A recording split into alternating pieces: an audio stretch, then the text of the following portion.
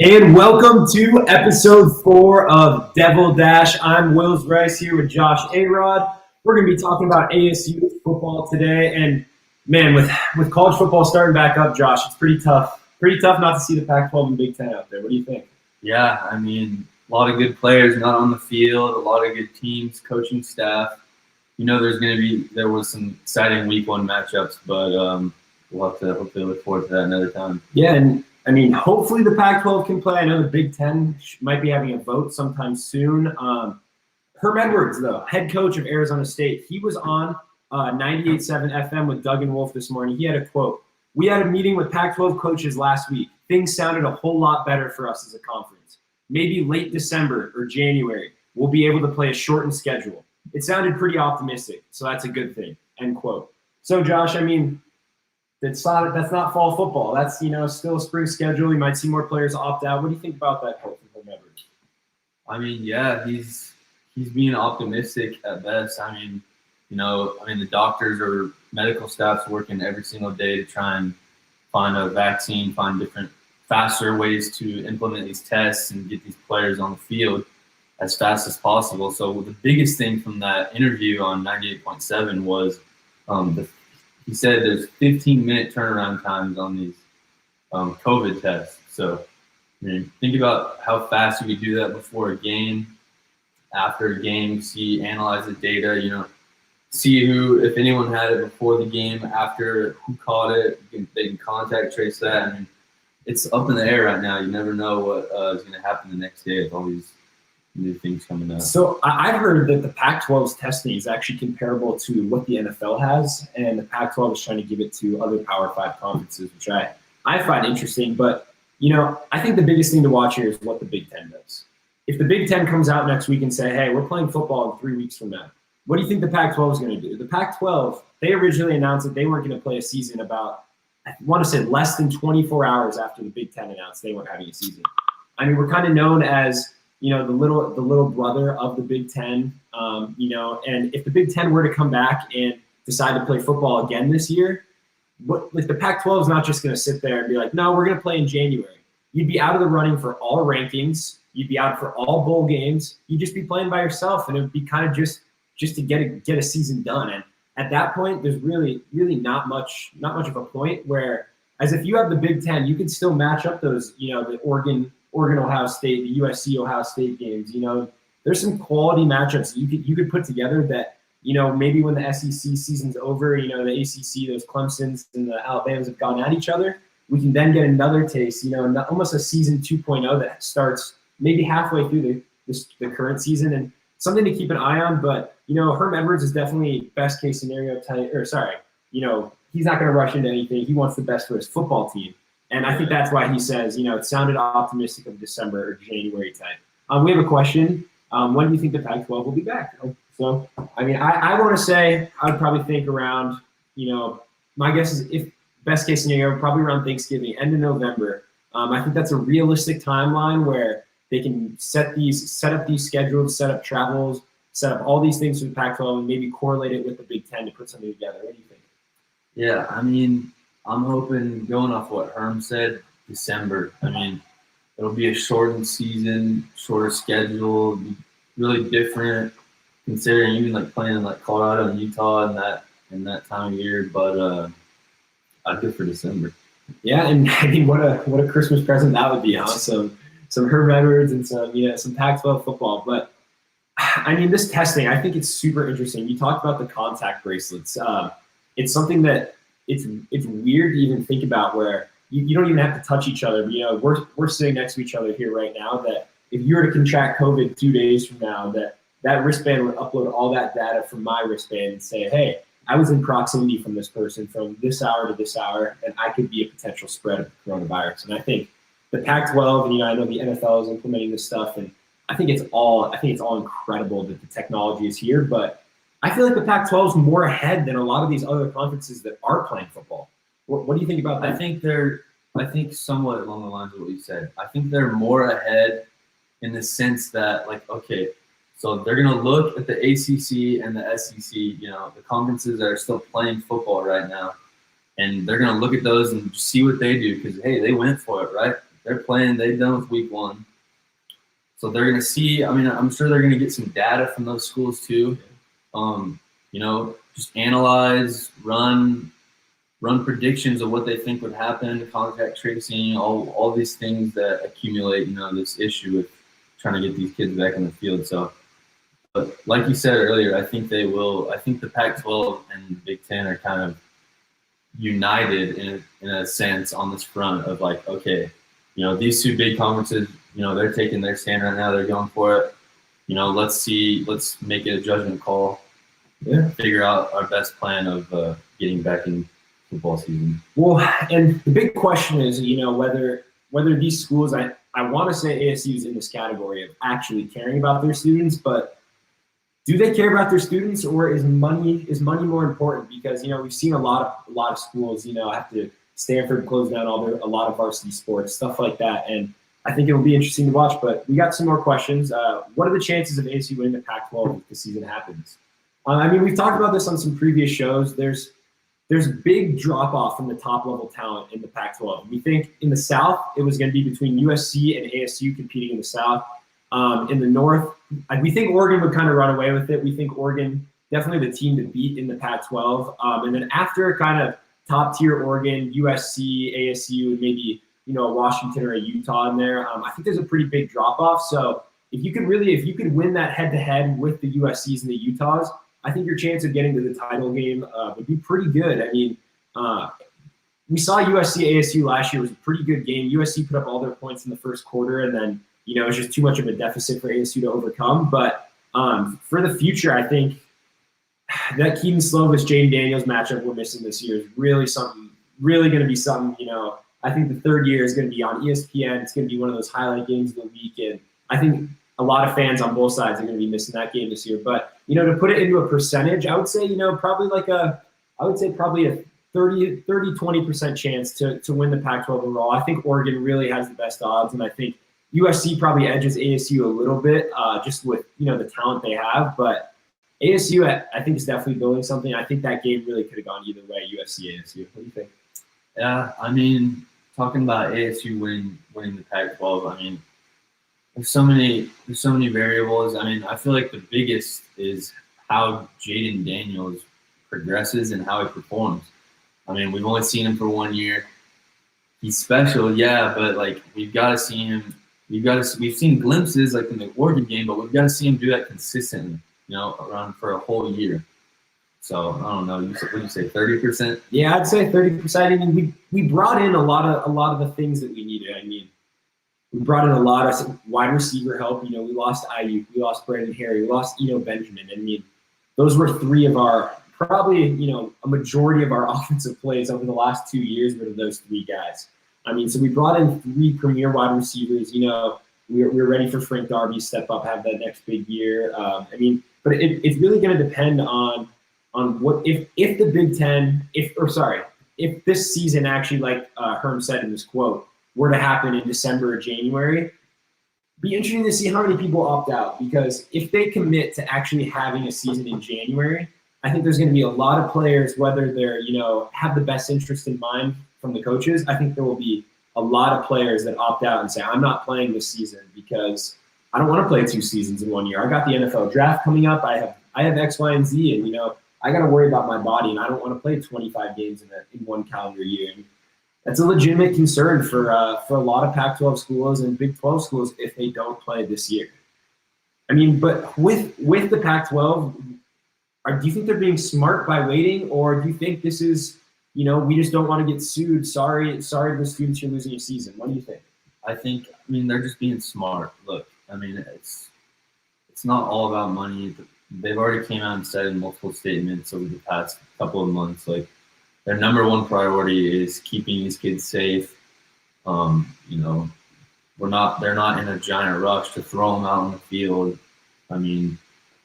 Really, this is coronavirus right now. But they're still optimistic that there's going to be, a season, and I feel like they're going to keep feeding that. They could be talking behind closed doors right now and saying, it's completely not going to happen, 100%. There's no way it's going to happen, but they're going to keep feeding the media and be like, hey, all that stuff. So, I mean, it's so hard because we saw the NFL. The NFL just had week 1. Everyone loved it. And the one thing they did is they didn't have any plan for Corona. They kind of just said, hey, we have the most time until our season starts. We're just going to ride it out. Hey, no fans maybe. Hopefully everything goes well. And you know what? It did. The NFL just had a successful week 1.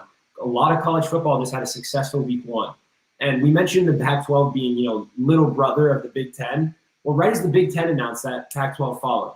They kind of made that decision pretty early. Not saying it was the incorrect one, but at this point, now that everything else is going successful and now that they already made that decision, they don't have enough scientific evidence to come out of the woods and say, hey, you know what? It's time to play football again. So I just kind of wish the Pac-12 would have waited a little bit longer. And if they would have had the same data and same conclusion, when we got up to this point, then you got to say, hey, you know what? We tried. But it really is hard to see where your team had a lot of potential this year and you don't get to play. Yeah. Got another question.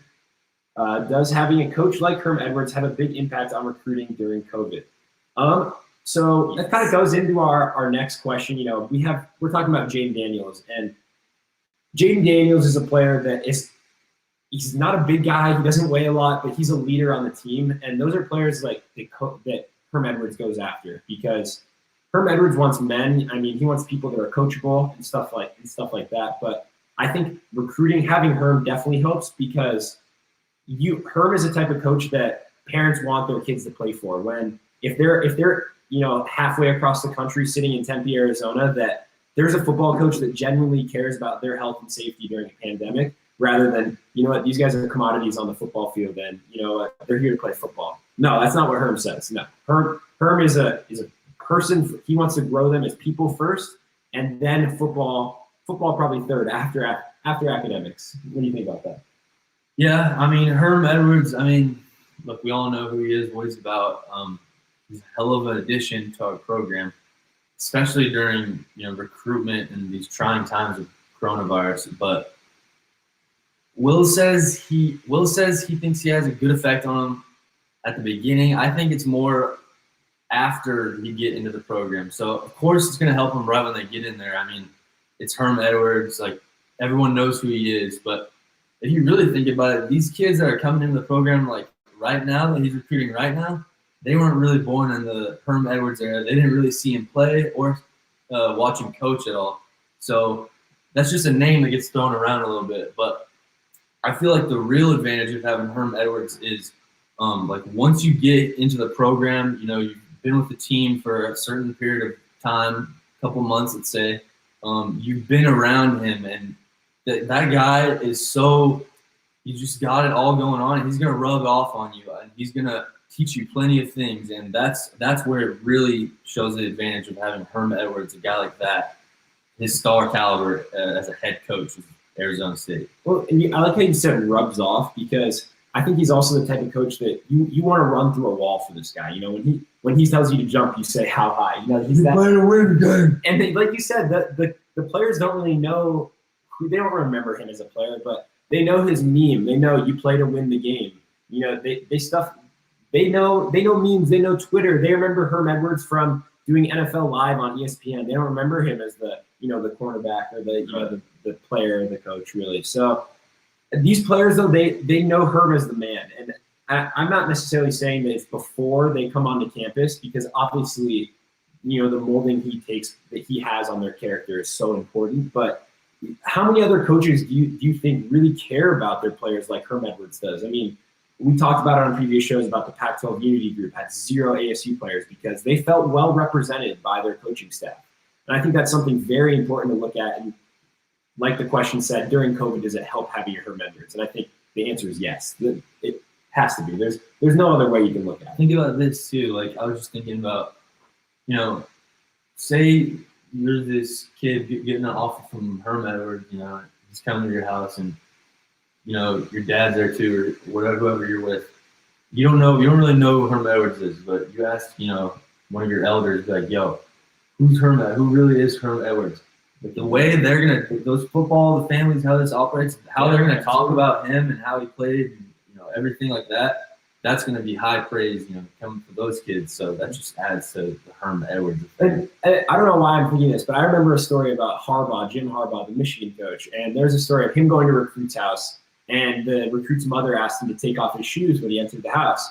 And, you can already picture Harbaugh with the Michigan kind of quarter zip on, and then the khaki pants and the weird shoes on. And the story is Harbaugh didn't take off his shoes when he entered this recruit's house, and the recruit's mom said, "No, you're not playing there. That guy doesn't respect our family." And it just kind of makes me think, it's like, do you think that's something Herm Edwards would ever do?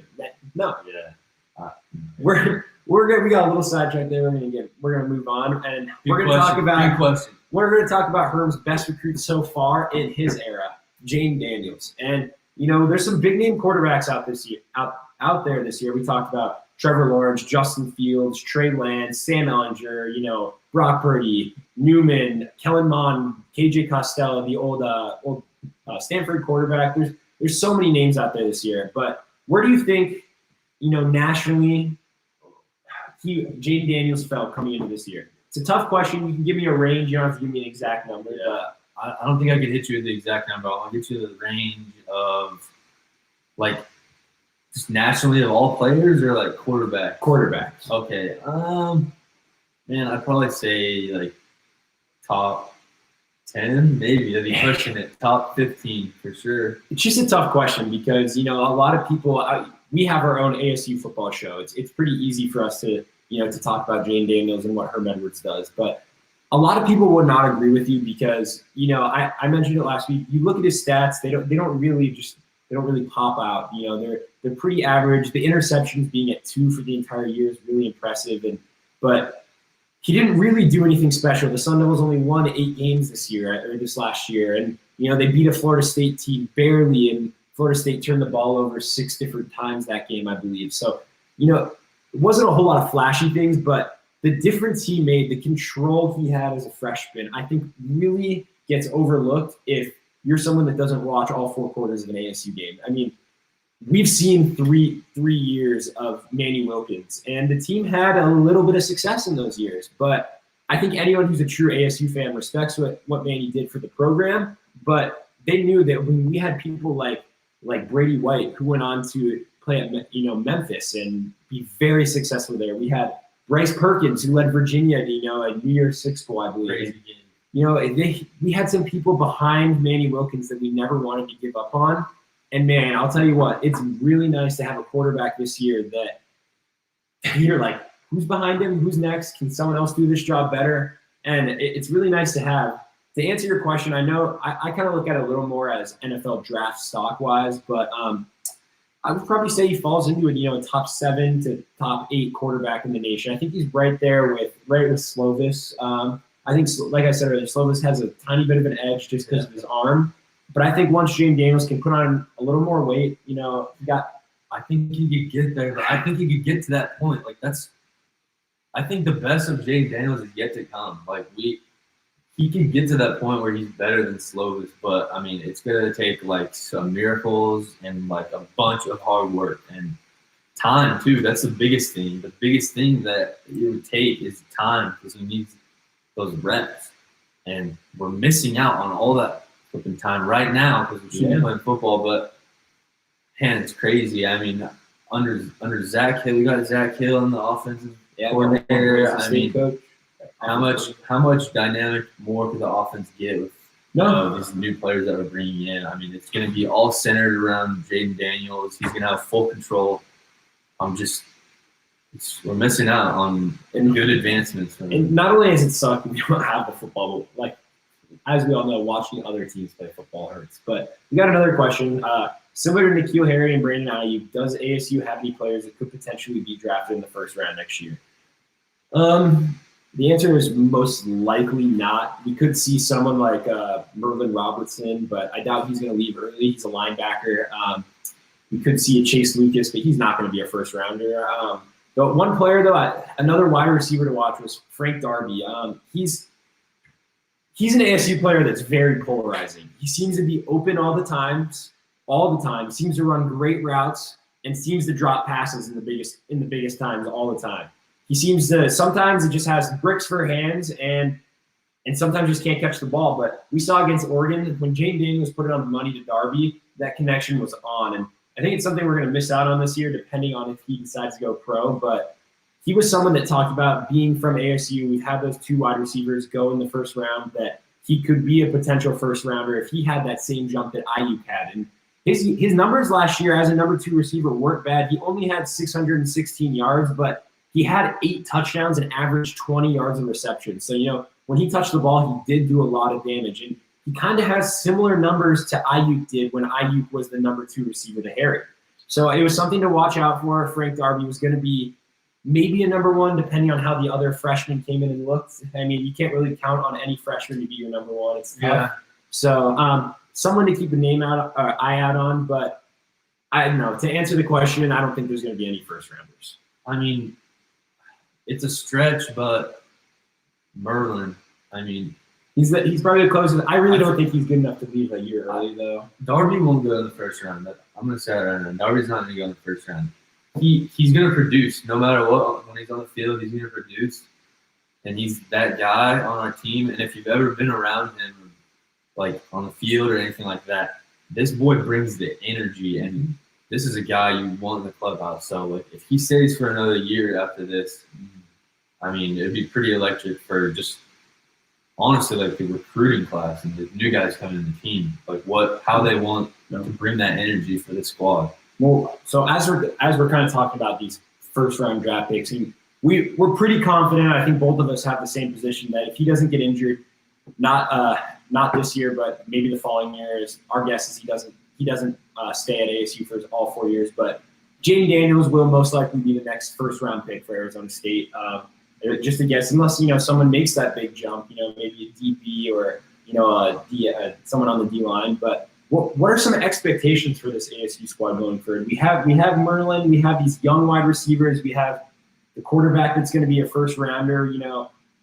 2 years ago we finished with 7 wins. Last year we finished with 8. I know we went through a projection of what our record would be this year on the last show, but give me a record, give me some recruiting goals, give me some bowl game projections or goals. What are some expectations for this team? I mean, look, we're progressively getting better each year. This year hurts in our climb up the ladder, Pac-12 bottom-feeding misery. But I don't know. I mean, I feel like our recruiting classes are definitely going to get better. Like, I think Herman and the coaching staff have already established that. Like, we're handling that now.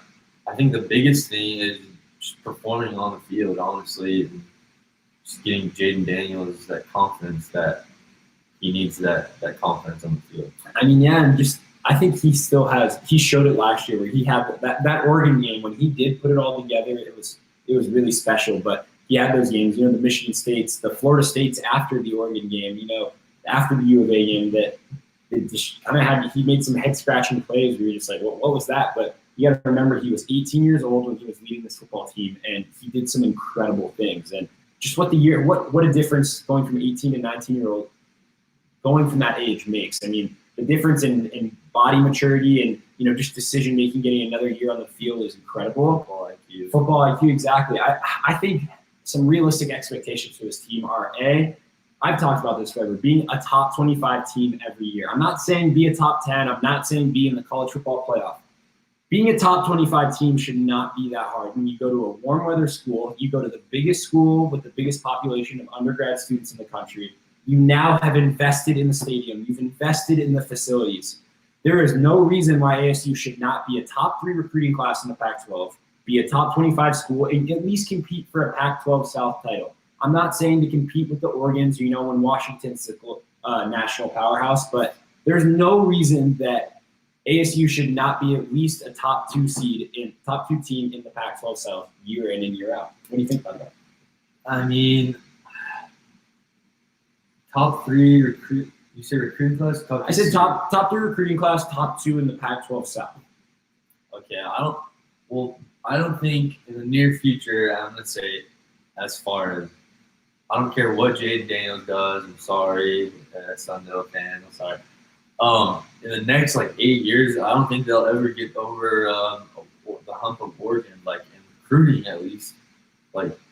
They just have established that that number, they're at the top. Like, that's the top-notch school for the Pac-12. And I think that'll continue, honestly. We got another question about Oregon. Does Oregon or any other Pac-12 team have a realistic chance of making the national championship? I think the answer is yes. I mean, Oregon probably would have made the national – not probably. They would have been in the college football playoff this year if ASU didn't beat them here at Sun Devil Stadium. I mean, we saw pretty much – I mean, ASU wasn't really a squeak by win. They were not dominating, but they were the better team that night, and they deserved to win. And Oregon went out and destroyed Utah in the Pac-12 championship and ended up playing in a Rose Bowl instead because they lost to ASU. So, I mean, the easy answer to that is yes. And Oregon definitely has a shot, but that also depends on what other Pac-12 schools do. Because, I mean, we've seen you need a non-conference schedule to make a national. You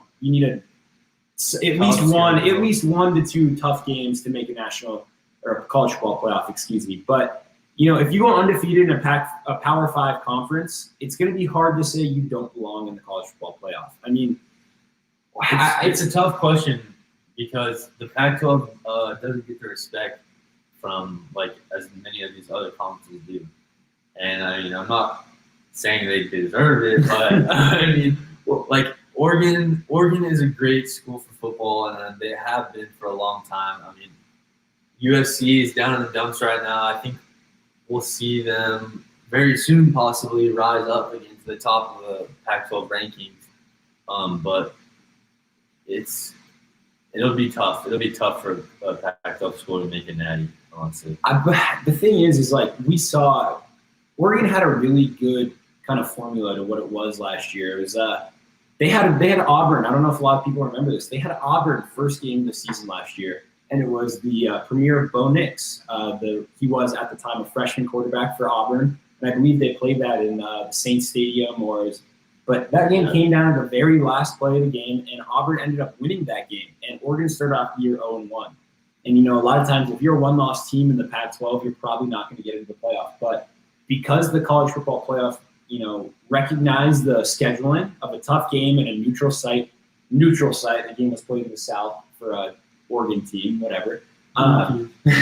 They recognized the neutral site, and they were Oregon was seeded to be in the college football playoff if they would have won out, and so that's why it's really tough to say if can any other Pac-12 team make it. Yes, look what Utah did. I mean, Utah last year they were a win against Oregon away from being in the playoff, but they kind of showed they weren't ready for that moment, and they weren't really at that caliber of a team, and ended up getting whooped in their bowl game anyways. So probably did the nation a solid by not letting them in. But let's be honest, if they would have made it to the college football playoff, that would have been horrendous for everybody involved. Yes, would have been embarrassing for the Pac-12. Would have been. I mean, I really think though. I mean, we saw Washington make it the 1 year. We saw Oregon make it the 1 year that Ohio State won it all. But I mean, outside of Washington or Oregon, I don't really think any other. I mean, USC. I'm sorry, any USC fans. You guys haven't had those premier recruits in a while, but those are the two schools that are getting those premier recruits. Where those are the two teams in the Pac-12 right now, and I think USC, if they end up firing Clay Helton, could be this team in the South. But those are the two teams that good players want to play for in the Pac-12s. The Byron Murphys, who we saw, win a game for the Cardinals on Sunday. We see. Sorry, I'm drawing a blank here on the top of my head. Cardinals plug, exactly, got the win. Hey, but those are the two teams. They send a lot of players to the pros. I know USC does, but that's a lot in the past. A lot of recent pros have come out of Washington and Oregon, and I think if you want to win a national championship in the Pac-12, those are the two schools you go to. So long answer short, yes, they can make it, but there's got to be a bunch of exceptions, i.e.